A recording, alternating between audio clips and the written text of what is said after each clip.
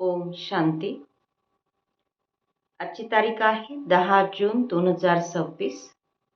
आज बाबा म्हणतात, मधुर मुलांनो, शिवबाबा आणि ब्रह्माबाबा दोघांचे मत प्रसिद्ध आहे.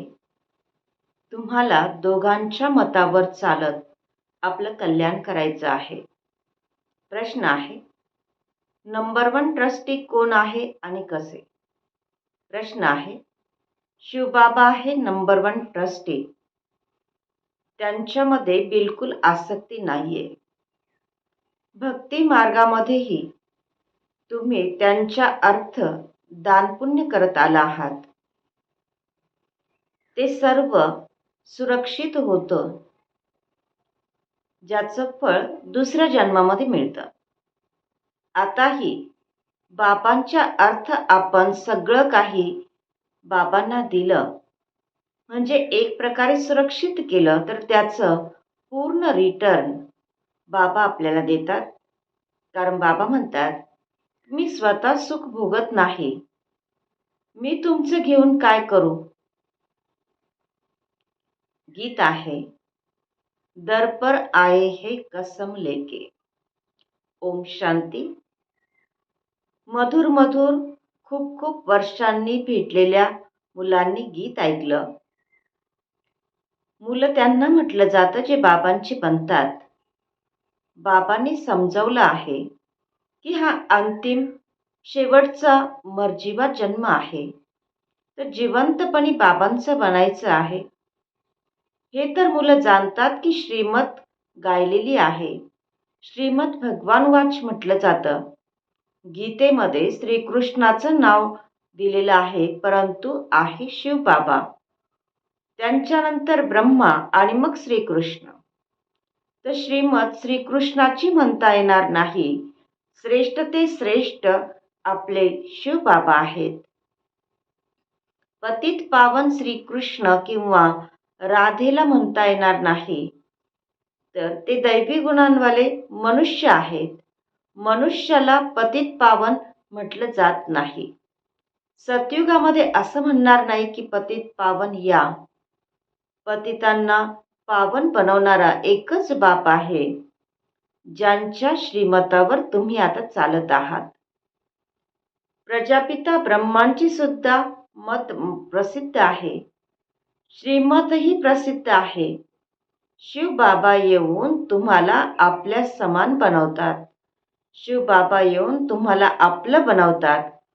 म्हटलंही जातं की शिर हातावर तळ हातावर घेऊन आपण बाबांचे बनलो आहोत. तर शिव बाबा प्रसिद्ध आहेत आणि ते जे मत देतात ते अगदी बरोबर असतं. या ब्रह्मांना सुद्धा तेच मत देतात की असं करा. तुमचं कनेक्शन म्हणजे तुमचा संबंध आहेच शिव बाबांबरोबर, तर कोणाचाही अवगुण बघायचा नाहीये आणि श्रीमतावर चालायचं आहे. शिव बाबा तर आहे निराकार. तुम्ही खरेखुरे आत्म्यांचे सॅल्वेशन आर्मी आहात, म्हणजे आत्म्यांना सोडवणारे आहात, मुक्त करणारे आहात. सुप्रीम रूह म्हणजे परम आत्मा बाबा डायरेक्शन देत आहेत. तर हुबहू ड्रामा प्लॅन अनुसार कल्पापूर्वीप्रमाणे बाबा डायरेक्शन देत आहेत. कल्प कल्प बाबा जे डायरेक्शन देत असतील तेच डायरेक्शन आता देत आहेत. तर रात्रंदिवस बाबा गूढ रहस्य आपल्याला ऐकवत राहतात. नवीन कोणी ह्या गोष्टी समजू शकत नाही.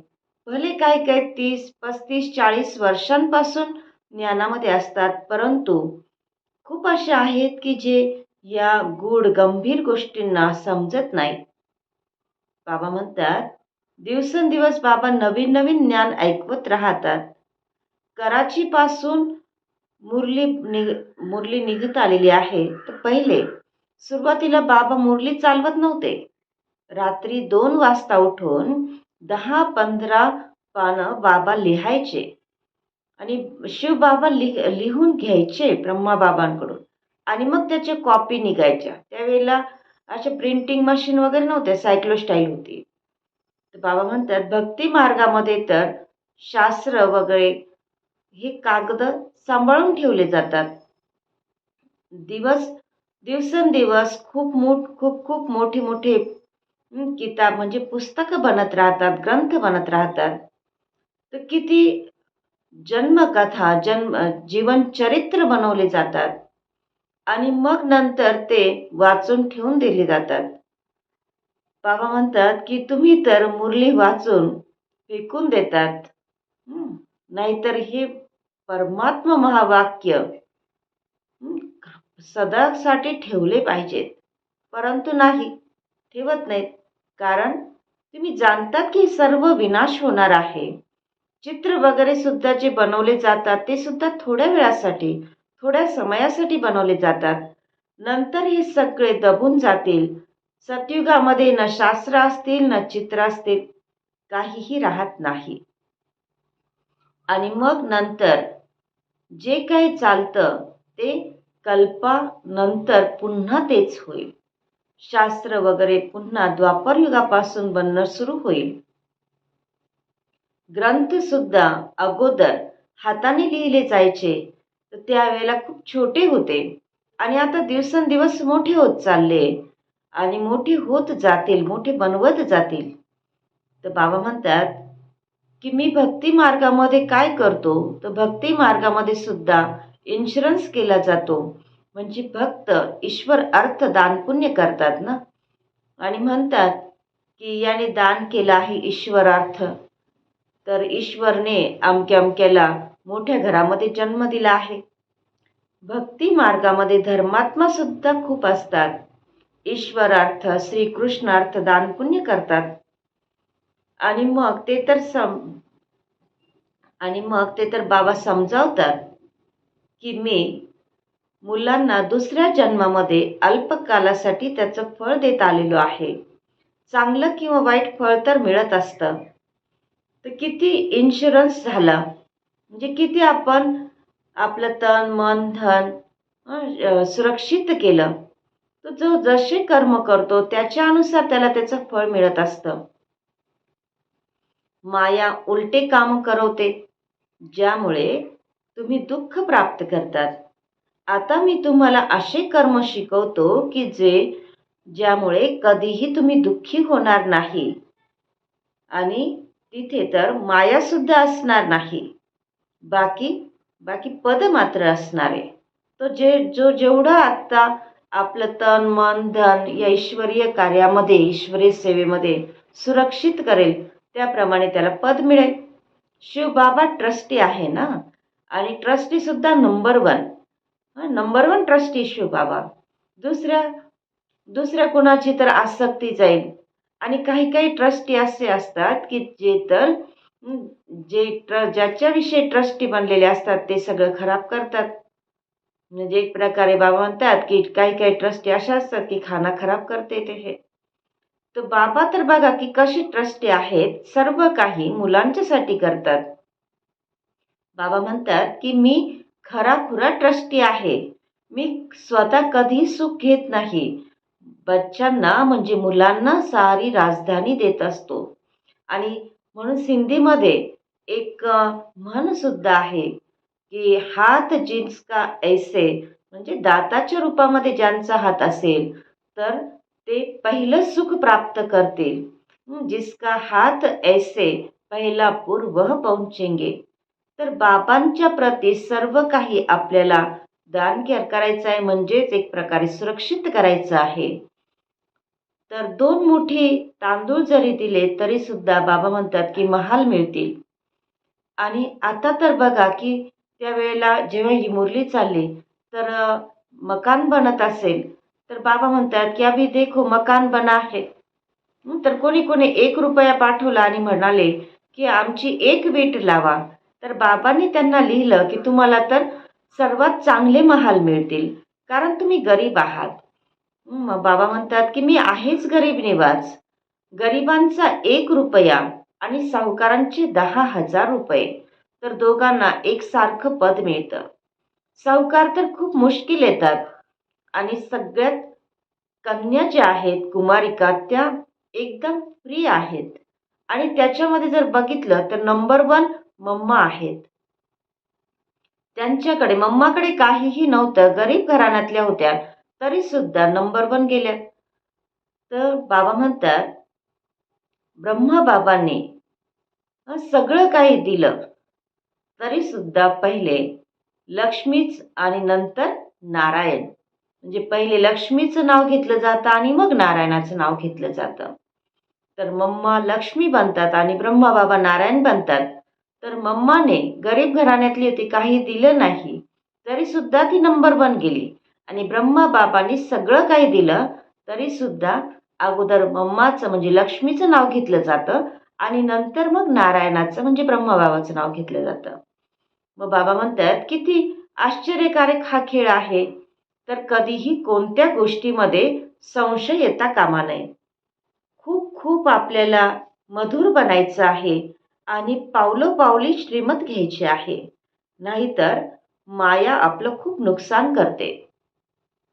बाबा म्हणतात की ब्राह्मण उत्तम आहेत आणि तुम्ही ब्राह्मण आहात ईश्वरीय संतान. सतयुगामध्ये ईश्वरीय संतान म्हटलं जाणार नाही. ईश्वराकडून जरूर स्वर्गाची प्राप्ती होईल.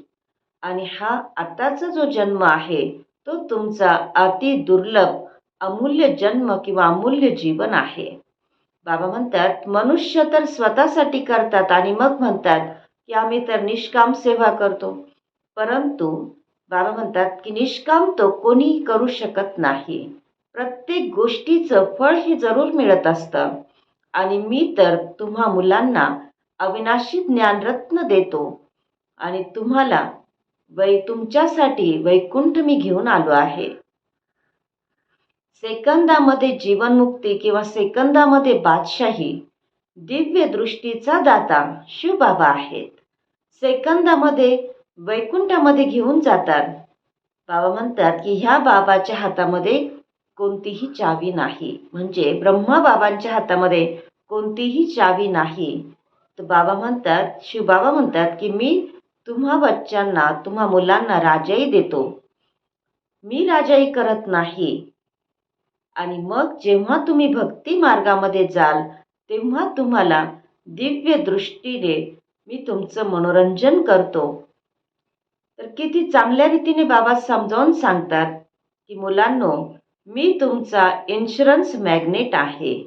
म्हणजे तुमचं सर्व काही सुरक्षित करणारा चुंबक आहे. तुमची एक पाई सुद्धा गमावत नाही. म्हणजे जसं बघा चुंबक असेल, लोहचुंबक असेल आणि कितीही लोखंडाचा चुरा असेल आणि त्याच्यामध्ये जर चुंबक फिरवलं तर लोखंडाचा छोट्यात छोटा कण सुद्धा त्या चुंबकाला चिकटतो. त्याप्रमाणे बाबा म्हणतात की मी तुमची एक पाई सुद्धा गमावत नाही. कवडीपासून तुम्हाला हिरे तुल्य बनवतो. म्हणजे आपण जे काही करतो ते सर्व काही आपलं बाबा सेवेच्या कार्यामध्ये लावतात आणि त्याचं रिटर्न आपल्याला देत असतात. तर कुठलीही गोष्ट वाया जाऊ देत नाहीत. बाबा म्हणतात हे सर्व शिव बाबा करतात यांच्याद्वारे. करण करावनहार आहेत, निराकार निरंकारी ते आहेत. गॉडफादर कसे बसून आपल्याला शिकवतात. असं कधी म्हणत नाही की माझ्या पाया पडा किंवा मेरे चरणों में पडो. तर बाबा ओबिडियंट सर्वंट आहेत. बाबा म्हणतात की मी तुमचा आज्ञाकारी सेवक आहे. बाबा म्हणतात की ज्यांना मालक बनवलं होतं तर ते सुख भोगून भोगून आता दुःखी झालेले आहेत. सुख सुद्धा खूप त्यांना मिळालं होतं. एवढं सुख कोणत्याही धर्मामध्ये मिळत नाही. तर बाबा म्हणतात बाबा याद प्यार देतात. बाबा म्हणतात मधुर मधुर खूप खूप वर्षानंतर भेटलेल्या मुलांच्या प्रती मातपिता बापदादांची प्रेमपूर्वक स्मृती, सुप्रभात आणि आत्मिक पित्याची आत्मिक मुलांना नमस्ते.